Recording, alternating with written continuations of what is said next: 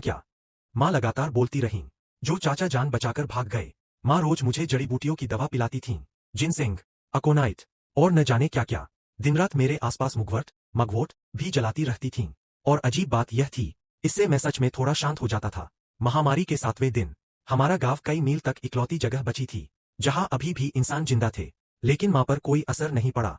वो हर दिन खेतों में जाती रहीं, फसल को पानी देतीं, खाद डालतीं, और मैं पीछे पीछे चलता रहता। जो भी जॉम्बी हमारे पास आता, मेरी शक्ल देखकर खुद ही भाग जाता। दोपहर को माँ मेरे सामने मांस की प्लेट रखतीं। मैं जानवरों की तरह उस पर टूट पड़ता। माँ आह भरतीं, धीरे खाओ, गले में अटक जाएगा। फिर एक दिन कुछ जीवित बचे लोग गांव में आए। उनके नेता थे डॉ वांग। उन्होंने मुझे देखा और उनका चेहरा सफेद पड़ गया। मैडम, आपका बेटा जॉम्बी है। जॉम्बी? वो क्या होता है? इसकी आंखें पूरी पीली हो चुकी है। माँ ने तुरंत जवाब दिया, पी लिया है। थोड़ी नागदौना की चाय पिला दूंगी, ठीक हो जाएगा। लेकिन इसके मुंह से लार टपक रही है। बच्चों के दांत निकलते समय ऐसा होता है। बिल्कुल सामान्य बात है।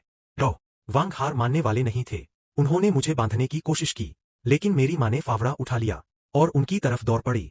मेरे बेटे को हाथ लगाया तो जान ले लूंगी। उन्होंने अकेले ही पूरे समूह को भगा दिया। आखिरकार बचे हुए लोगों को गांव के बाहर डेरा लगाना पड़ा। उन्होंने जल्द ही खोज लिया कि मेरी माँ का ग्रीन हाउस ही कई मीलों तक एकमात्र जगह था जहां अभी भी खाना उग रहा था। इसलिए वे रोज उनसे व्यापार करने लगे। माँ गोभी के बदले नमक लेतीं, मूली के बदले माचिस, हरी प्याज के बदले आधी बोतल हॉट सॉस। हॉट सॉस कोई जरूरी चीज नहीं थी, लेकिन माँ ने फिर भी उसे लिया, क्योंकि उन्होंने देखा था कि मुझे तीखा खाना पसंद है। वो उन कुछ स्वादों में से एक था जो मैं अभी भी महसूस कर सकता था। एक दिन किसी ने कहा, सुजी बहन, आपका बेटा सच में जॉम्बी है। वो खतरनाक है।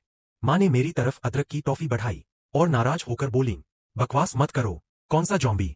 मेरा बेटा बस थोड़ा शरारती है।